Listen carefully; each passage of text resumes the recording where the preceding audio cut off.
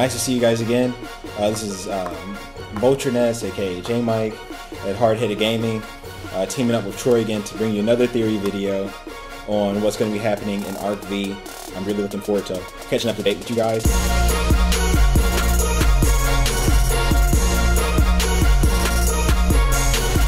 When we last left off, we were pretty much on like episode 29. So on episode 29, we're talking about the whole Sora versus Shun fight, which was really intense. To start out, we pretty much have made it to the tournament scene. So we're in the middle of the tournament right now. And as we now know, the tournament, which we initially thought was to get all the greatest duelists into one area, is actually meant for some other reason. Well, for a person who may be seeing their first Yu-Gi-Oh!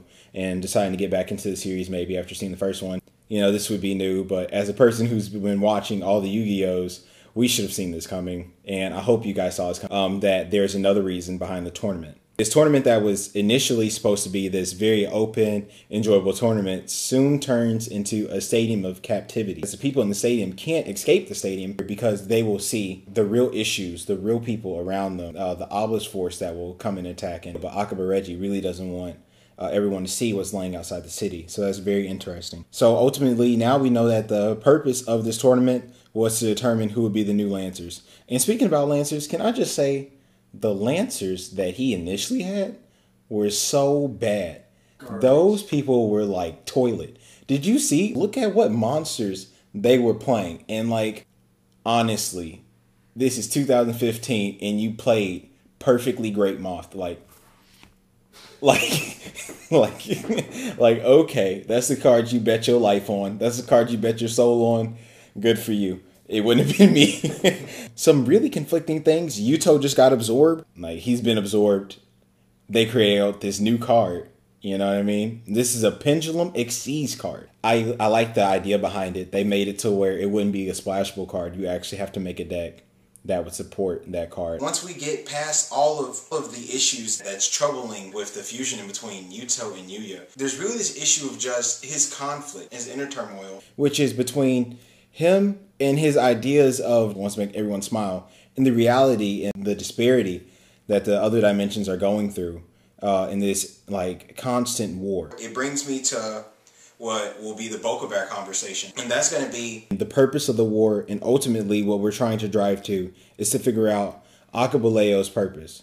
What is his end game? When Sora asks, what do you want with Yuzu? He says to Sora, it's not important, just carry out the mission. His ruling is absolute. Everything he says is the only thing that matters, and what he says goes. Even Yuri, who comes off very, very menacing. So here is the theory of the invasion. It is very clear to me how this occurred. You look at the story of the Yuyas. I'm going to call them the Yuyas, which is generic only because Yuya is the main character, although they're also main characters. Yugo has an issue with Yuto.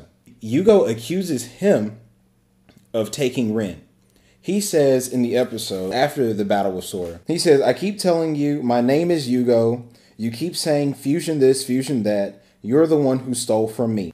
So this is the episode after Resonating Dragons. So I think this really speaks volumes that he believes that Yuto was the person who took Rin. Going back even further, Yuto says that the fusion took Ruri. And Ruri is the one that the Exceeds people are after. But what we believe, and the theory that we came up with, was that Rin was the first to be abducted. We X out Serena because she was already in the fusion dimension. And if you notice, although she's very combat trained and very powerful, but she's forced to stay inside the walls of Academia. And with that being said, she has the capacity, but she's not allowed to go outside the walls. Well, why? Well, I think this speaks volumes about what Akaba Leo really wants. You know, his end game is to get all of the Yuzus. All of the power that the different Yuyas offer. He doesn't make any point to obtain any of them. So you know, it just raised so many questions as to why he wants those characters. And of course that's going to bleed into the bracelets. But what we believe is that Yugo's place was attacked. We saw this happen when he has a flashback in the volcano area and he sees his own people being taken down. He says they're here too. So his flashback is of the Synchro dimension being attacked. He says that his dragon pointed him in the direction to go to Yuto. You can imagine I would go as far to say Yugo saw Yuri, who admits he took both of them, take the two Yuzus. And he saw Rin being taken first. When Rin was taken, he probably followed the Obelisk Force into the Xyz dimension. If he did, this would depict him as a person who is a fusion summoner or from the fusion dimension who is attacking the Xyz dimension. If, per se, Shun and Yuto were to see him enter in at the same time that they did. Of course, when fighting him, they obviously realized he was using a Synchro monster. It was very apparent it was a Synchro monster. Even with this color outline, it was depicted in white. We know white cards in Yu-Gi-Oh! Are Synchro. That he followed them into the next dimension. And that when they were there, it led to conflict because everyone is receiving each other differently. With Yuzu having seen Yuya 11 billion times, keeps calling everyone Yuya, knowing that Yuya has never dyed his hair, but continues to mistake him for these characters. Of course, they look very similar, and with a knucklehead, Yugo's personality, to have that kind of knucklehead, like, not, it's kind of arrogant in some ways, but not really full of himself. For him to have that attitude, you can imagine he mixes them up too. He probably thinks Yuri is Yuto. I think it's very concrete that Rin had to have been taken first, or else Yugo would have never entered into the Xyz dimension, or been called into the Xyz dimension to try and find Rin. With that being said, it only makes sense that they would end up fighting, you know, and this darkness arises out of them, which is asking us so many questions. You know, where's this darkness coming from? Maybe, I guess you could say it's the angst that they feel from being at war. And I feel like that would be the most solid, only because Yuya doesn't seem to have this darkness until he's fused. Before then, all we saw him have was pain that resembled like heart attacks almost. But once he fuses, his personality, it came with something extra. When that fight happened, he still could have entered into that duel. And if he was taken over by his dragon would have made him fight. They were both taken over by their dragon. Now, Yuto had the will to break out from his dragon, and Yugo, of course, didn't. When Yugo woke up from it, he had no clue what happened.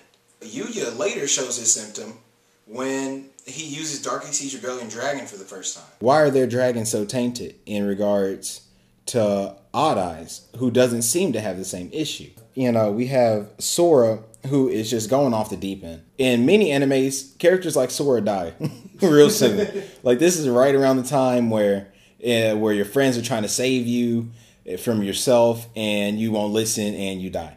You know, and I love Sora. I even bought his deck. So I can't wait till his new support comes out. And speaking of new support, in that same episode of Resonating Dragons, you'll notice that his deck started to light up yellow. Color change, which of course shows like some kind of mystery, some awakening power. And he says, I will bring out the ultimate fusion monster. Now you could say, well, he had 3 Frightful monsters. You know, he uses Frightful Fusion that uses, you know, his field in his graveyard. Obviously, he was going to bring out Frightful Chimera. But he had already done that before, and he did not refer to Frightful Chimera as a card of such. He just said that he was going to get even more serious. But his deck lit up, and I mean, he really was going for something. What is that unknown card? I don't think that Frightful Chimera was the card he was going to bring out. I honestly don't. I would not be surprised to see a new Frightful come out that's not Frightful Tiger. Because he was going to fuse all 3 of his Frightful cards. If it was going to be Frightful Tiger, you can't summon Frightful Tiger using Frightful monsters. It doesn't work that way. So he had to have been bringing out something new. Will we ever get to see that card? Or will they say, well, no one really noticed it and brush it down? You know, I don't know what's going to happen to that card. I hope it does pop up, because I do still feel, coming from a duelist perspective, that the Frightfuls still need another card.